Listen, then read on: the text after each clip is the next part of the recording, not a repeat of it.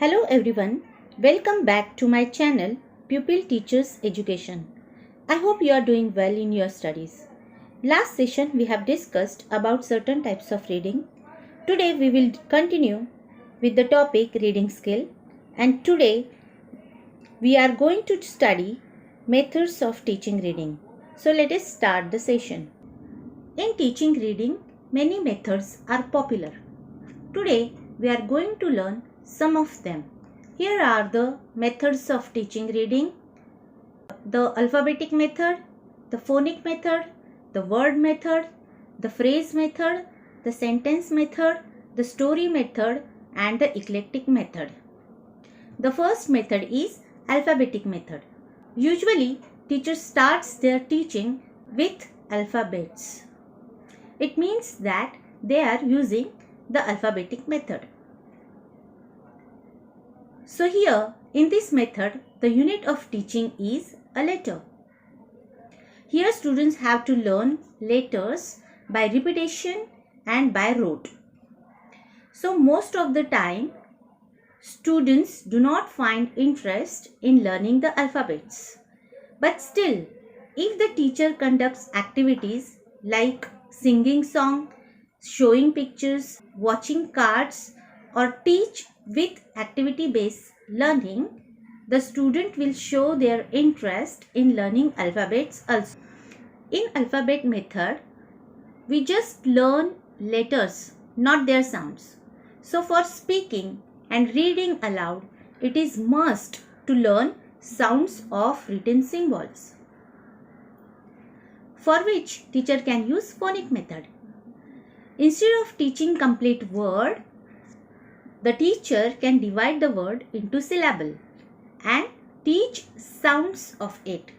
So it is also called a syllabic method. This method gives importance to sounds like b, p, m, th, z, f, and there are 44 sounds and 26 letters in English. So less letters and more sounds. It is obvious that one letter does not represent one sound. There can be many sounds, one letter. We can take here the example of C, the letter C. Letter C in some words is pronounced as K in cat, Ch in child, and S in cell. The another example is the letter S sounds in as S in C and sounds Sh in shell. The same way for letters TH, the is a sound in that and th is a sound in thought. So in this method, student learns sounds first instead of alphabets. If the teacher thought words are more sensible than syllables, she will use the word method. We can also call it look and say method.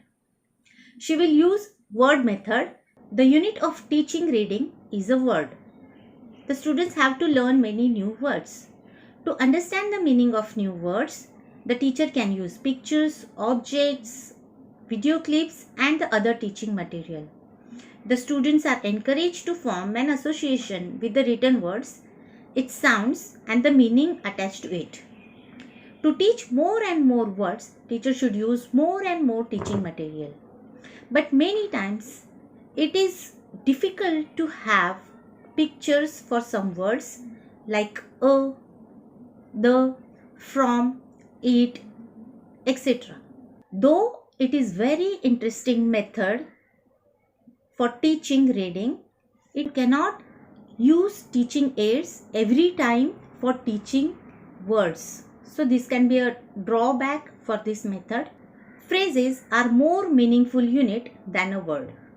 So the teacher can start teaching reading with the phrase method. The unit of teaching reading is phrase in this method. First, student learns to read phrases. Then they learn words and alphabets. For example, instead of the word sorry, if you say sorry to bother you, it makes more sense that you want to talk to a person who is very busy. Now consider another expression. If you say, come on, you can do it. Here, it shows that you are motivating, you are inspiring a person who is got discouraged or must not believe in himself. So, phrases are much more meaningful than word. And also, phrases are more comprehensive than a word. It helps to increase the speed of reading. But the drawback of this method is it is not useful for the students who are weak in reading. They can hardly pick up 1 or 2 words at a time. So, otherwise, this method is good for language learning. The similar method to the phrase method is sentence method. Here, the unit of teaching reading is a sentence. Students learn words and alphabets afterwards.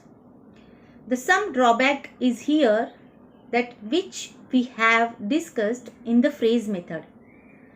The students who are weak or an average students cannot pick up 1 complete sentence at a time.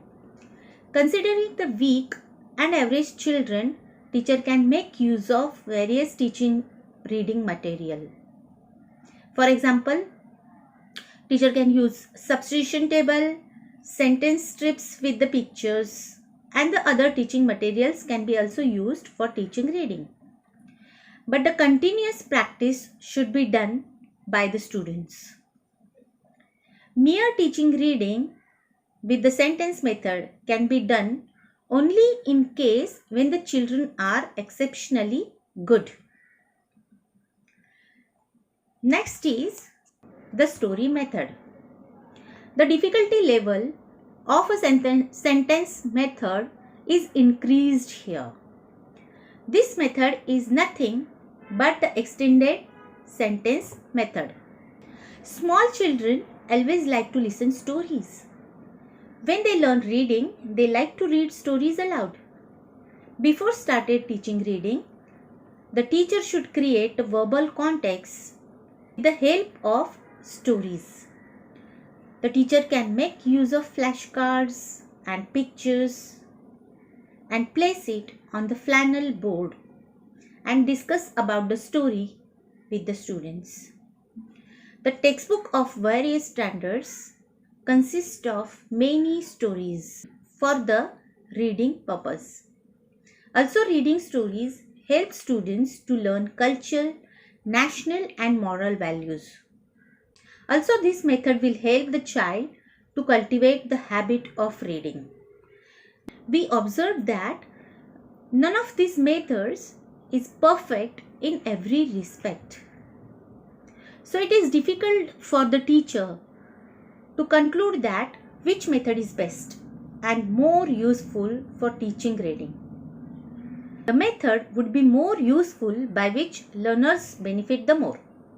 So, our method should be learner-centered. All these methods could be combined together to form a new method. We can call it eclectic method. So, we have to depend upon the combination of various methods, because one and only one method cannot serve the purpose in all kinds of situations. Selection of method would depend upon the classroom situation. Teacher has to evolve his own method.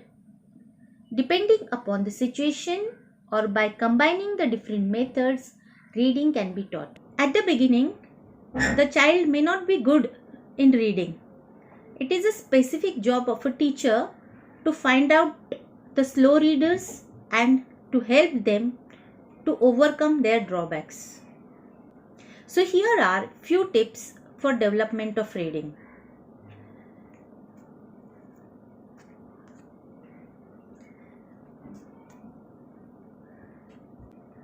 The teacher can develop reading habit by giving them reading practice every day. It should be a routine of reading. Increase the difficulty level of your reading material, so it creates more challenges in front of students. Discuss with the students what they have read and ask them to summarize it. Don't compare your weak students with a competent students. It develops the inferiority complex among the weak students. Don't put pressure on the children. Let the children decide what and how much they want to read. If the child doesn't enjoy reading and makes many mistakes while reading, then ask the counselor and discuss about it. It might be a dyslexia. So this was all about how and what different methods the teacher can use in the class for developing reading skill. I hope guys you enjoyed this session and the session will be beneficial to you in your teaching English reading. See you in my next video. Thanks for watching.